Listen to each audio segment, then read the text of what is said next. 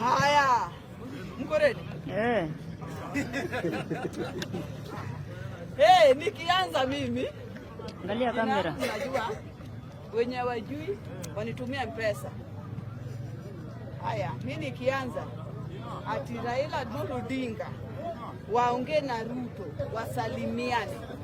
Wacheni baba salimia hata Winnie msichana wake. Sio lazima salimie Ruto. Sababu gani? Na mimi ningeomba. Nimesikia almost wana wamesimama hapa akatetea wanaume wale wa Azimio. Mimi ningeomba hiyo group Martha, Wangare, Karua akae ndani. Martha ndiye alikuwa deputy wa Raila. Martha akae ndani. Katikati yao watu. Kwanza Martha ndiye angekuwa kiongozi yao watu wenye wanaenda kuongea na Ruto. Martha asiachwe nyuma. Martha kwe hapo ndani. Tafadhali naomba baba Raila Odinga. Stephen Kalonzo Musyoka. Hata sisi hatutafurahia kama Martha hatakuwa hapo. Unajua Martha na kichwa yake vizuri. Kichwa ya Martha ndio kichwa yangu. Mnamjua vizuri. Vitu kama hizo haezi kubali. Hizo vitu za mchezo haezi kubali. Wacheni Martha pia kukae hapo ndani. Msiache Martha nje. Na mkiacha Martha nje, sisi kama mama tutatoka nje.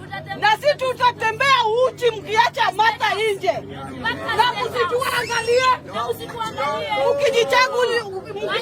Mkijichagulia wanaume wenyewe mkienda huko kuongea na Ruto. Mkiacha Martha nje, tutatembea uchi na nyinyi pia mjifunge kwa manyumba msituone. Tafadhali.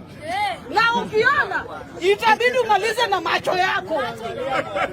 Hautatukaribia. Sawa. Haya, baba Raila Odinga. Ya pili, mimi ningekuomba nyinyi mkienda muelewane na Ruto. Kitu ujue ya kwanza, ama Ruto ajue ya kwanza, hii bunge yetu ya Jakaranda hatutafunga venye Ruto alikuwa nadhani tutafunga. Hii bunge haifungwi. Kwanza ndio itazidi kukua hapa milele. Baba Raila Odinga, ukienda hapo juu, ambia Ruto ajenda ya kwanza bunge la wananchi wa Jakaranda.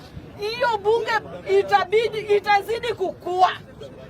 So, atoe hao maaskari wake wenye wanawaleta hapa kila siku. Sijui before hii bunge ianze, hao maaskari walikuwa wanafanya kazi wapi? Warudi mahali walikuwa wanafanyia kazi, wafanye kazi huko. Si tuko sawa. Hata kama ni security, si ni security kivu yetu. Hatutaki security Jakaranda. Asanteni.